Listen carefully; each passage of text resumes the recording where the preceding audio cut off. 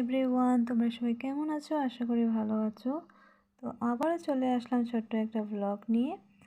তো আজকে তোমাদের একটা মেকআপ লুক শেয়ার করব আর তার সাথে কিছু কথা। তো প্লিজ ভিডিওটা শেষ পর্যন্ত দেখতে থাকো, আর ভালো লাগলে অবশ্যই লাইক কমেন্ট শেয়ার করে দিও। প্লিজ শেয়ারটা একটু বেশি বেশি করে করো।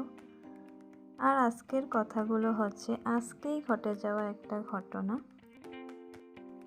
কালকে ছিল আমার ব্রাইডাল মেকআপ।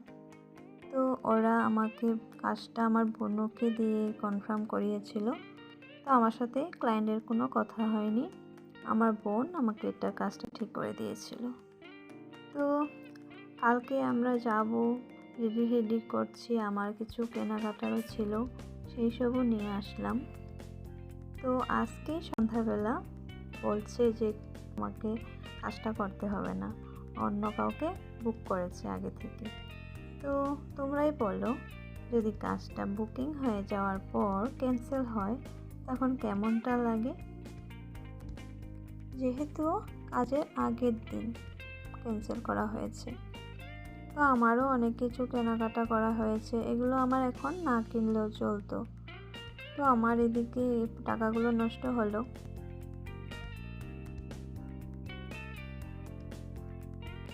অনেক মানুষ আছে ঠিক এরকমটা করে। অ্যাকচুয়ালি এরকমটা করা উচিত নয়, কারণ তোমাদের যদি কাজ ভালো লাগে তবেই বুকিং করবে কাজ দেখে। তো বুকিং করার পর ক্যান্সেল করে দেওয়াটা কিন্তু ঠিক নয়। আমার মনটা খুব খারাপ হয়ে গেছিল, কারণ আগে আমার সাথে এরকমটা কখনো হয়নি। তো ফার্স্ট টাইম এরকম হলো। কাজটা একদম কনফার্ম, কালকে আমরা যাব, সব কিছু রেডি করে রেখেছি, তার মধ্যে ক্যান্সেল হয়ে গেল। ঠিক আছে, কোনো ব্যাপার না। তো এরকমটা করতে হয় না। কিছু কিছু ক্লায়েন্টরা আছে বুকিং করার পর এভাবে ক্যান্সেল করে দেয়, তারা অন্য জায়গায় ঠিক করে। তো যদি অন্য জায়গাতেই ঠিক করার ছিল তাহলে কেন অন্যকে বলতে হয়? আবার আমি একটা কথাই বলতে চাই, যদি কোনো মেকআপ আর্টিস্টকে বুকিং করার ছিল থাকে, তাহলে তার কাজ দেখে, তার রিভিউ দেখে তাকে বুকিং করা উচিত। এইভাবে এক জায়গায় তুমি ঠিক করবে আবার আরেক জায়গায় ঠিক করবে, সেটা কিন্তু ঠিক নয়। তোমাদের এই গাফিলতির জন্য আমাদের ক্ষতি হয়, আমাদের মেকআপ আর্টিস্টদের অনেক ক্ষতি হয়ে যায়। কারণ তোমরা আমাদের কনফার্ম করার পর আমরা হুটহাট অন্য কাউকে কথা দিতে পারি না, কারণ তোমাদের কাজটা আমরা কনফার্ম করেছি, কিন্তু তোমরা আমাদের কথা রাখতে পারো না। সেটাই আমাদের অনেক খারাপ লাগে। সবাই এটা করে না, কিছু কিছু ক্লায়েন্টরা এরকম করে।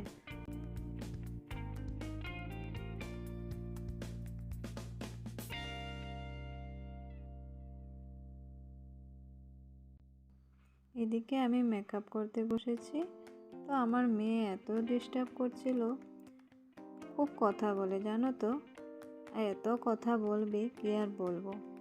এদিকে আমি মেকআপ করছি, ভালো করে ওর সাথে কথা বলতে পারছি না। তো একটার পর একটা কোয়েশ্চেন করেই থাকবে যে বেশি বেশি ব্লাশার দিয়ে দিচ্ছ, এটা করছো ওটা করছো, মানে সে আমার থেকে বেশি জানে আর কি। আমার মেয়েও খুব সাজতে ভালোবাসে, আর আমি অনেকটা লক্ষ্য করে দেখেছি সে সাজগোজের দিকে বেশি আগ্রহী। কারণ ওর মেকআপ কোনটা কি এসব আমাকে কোয়েশ্চেন করে থাকবে, মা এটা দিয়ে কী করতে হয়, এটা দিয়ে কী করতে হয়। মানে ওর আমার মতোই মেকআপের দিকে বেশি তার আগ্রহ দেখায়।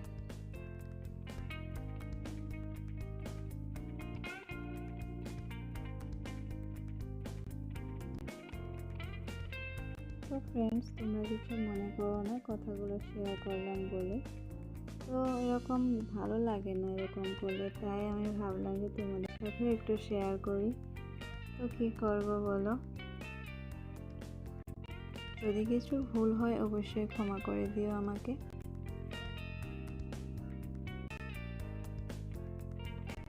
তো আর বকবক করবো না। তো এখন একটু মিউজিকের সাথে তোমরা ভিডিওটা শেষ পর্যন্ত দেখতে থাকো।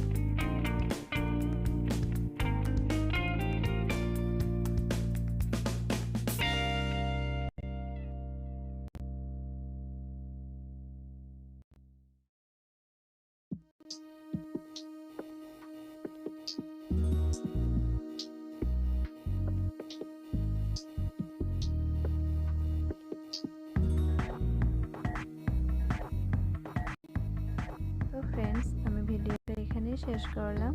তো যদি ভিডিওটা ভালো লাগে অবশ্যই লাইক কমেন্ট শেয়ার করে দিও। আবারও দেখা হচ্ছে নেক্সট ব্লগে। তো বাই বাই, সবাই ভালো থেকো অ্যান্ড সুস্থ থেকো।